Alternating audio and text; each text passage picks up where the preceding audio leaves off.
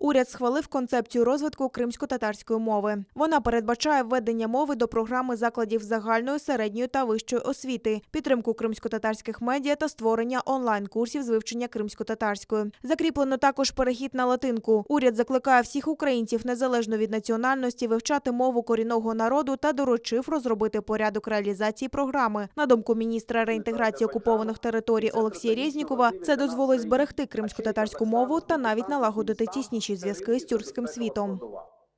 Кримсько-татарська дає можливість буквально говорити з нашими партнерами однією мовою, розвивати стосунки як з Анкарою, так і з Баку і з Нур-Султаном, створюючи економічні, культурні і безпекові проекти. І це зовсім інша тоді динаміка контактів та інший рівень взаємної довіри.